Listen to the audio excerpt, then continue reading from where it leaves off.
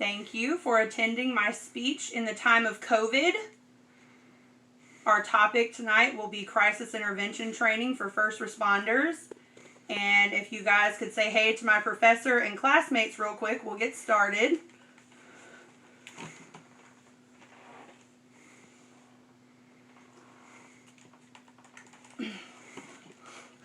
Hold on, we got one more group to say hey, so we can make sure we got enough people.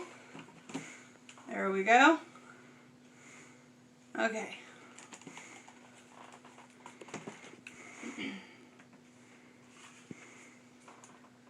All right. Philadelphia, Pennsylvania, October 26, 2020. Walter Wallace Jr. was the victim of an officer-involved shooting. His family had called 911 to request assistance of an ambulance earlier that day. 26-year-old Walter suffered from bipolar disorder and was experiencing an episode of psychological distress, which resulted in him trying to attack his parents with a knife.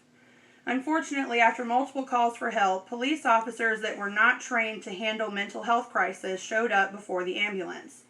A video of the incident shows that Walter was shot a total of 14 times. The officers, one of which can be heard saying, "Get him, shoot him," were also not equipped with any non-lethal takedown measures such as tasers. Walter's children now must live with the reality that when their dad needed help and their relatives tried to get it for him, he instead received bullets. Aurora, Colorado, August 24, 2019. Elijah McClain was the victim of a police chokehold and accidental ketamine overdose by emergency medical services. A nearby resident called 911 to report a possibly suspicious person that was probably not doing anything wrong. 23-year-old Elijah was walking home from work wearing a ski mask because his anemia kept him cold, waving his arms while listening to his music. He can be heard on an audio recording of the incident, saying, "I'm an introvert, please respect my boundaries, and I'm just different." His pleadings were met with threats and violence, and after the overdose, he was taken to the hospital where he later slipped into a coma and eventually died. Had all first responders been properly trained to handle someone that is a little different, he may still be alive today. There is speculation that Elijah may have unknowingly been on the autism spectrum. New York, New York, October 18, 2016. Deborah Danner was the victim of an officer-involved shooting. A neighbor called 911 to say that a woman in her building was emotionally disturbed and acting irrational. 66-year-old Deborah suffered from paranoid schizophrenia, and her sister had often called for help in transporting her. When the police showed up, a struggle involving a baseball bat ensued, and the officer chose not to utilize his taser and shot her twice in the stomach, and Deborah did not survive her injuries. What should have ended up in a trip to the hospital proved fatal when officers were not properly trained to handle the call.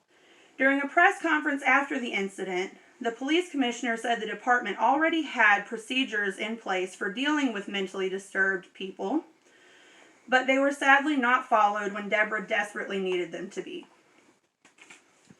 1 in 5 adults suffer from some sort of mental health condition.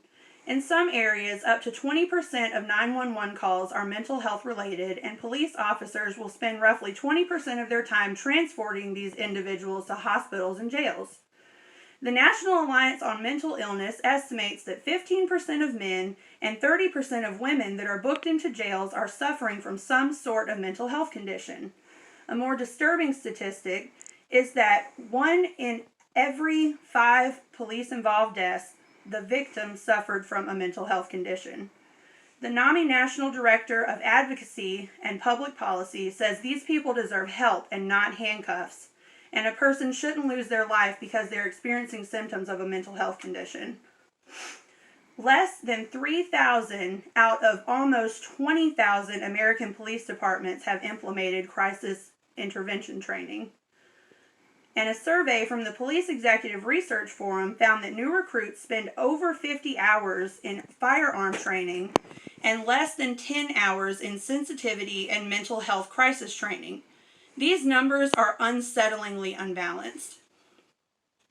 In 1987, following the fatal police shooting of a mentally ill man, the mayor of Memphis, Tennessee turned to NAMI advocates to help build a community advisory group consisting of police officers, mental health professionals, hospital personnel, church officials, and professors from the University of Memphis.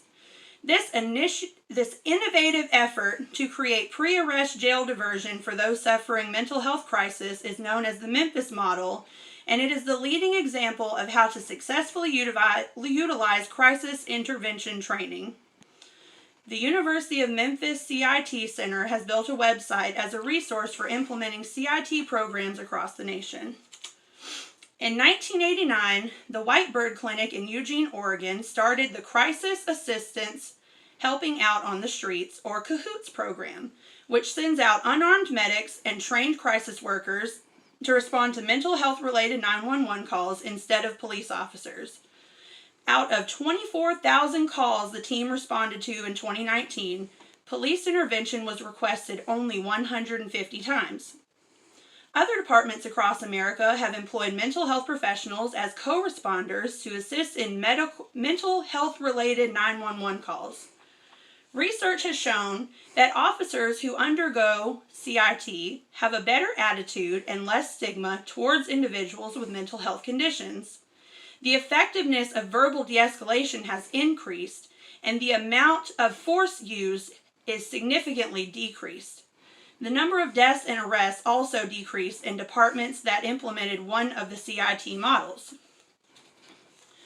Following the death of Walter Wallace Jr., the Philadelphia Police Commissioner announced that the city planned to partner with the Department of Behavioral Health and Intellectual Disability Services to train 911 dispatchers to better identify mental health-related calls, to hire clinical staff workers, and have officers undergo crisis intervention training. She also plans to ask City Council to help raising funds to outfit her entire department with a taser. A year after the death of Elijah McClain, the governor of Colorado signed the Enhanced Law Enforcement Integrity Act, banning police chokeholds and mandating body cams. The act also bans the use of deadly force against minor and nonviolent offenses. Aurora Police Chief followed suit with banning chokeholds within her precinct, as well as implementing de-escalating techniques. The state health department is also investigating the use of ketamine in the medical emergency services. In the 4 years since the death of Deborah Danner, more than 65% of New York officers have undergone crisis intervention team training. The Mayor of New York just announced the creation of various new programs and procedures, including hiring specially trained staff to respond to mental health-related 911 calls, and emergency medical services will take the lead on these emergencies.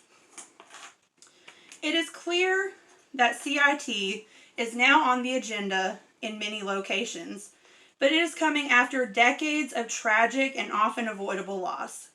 Mental health conditions are very common in our society, and it is imperative that we feel safe calling for help when we see our family members, friends, neighbors, and even complete strangers in crisis.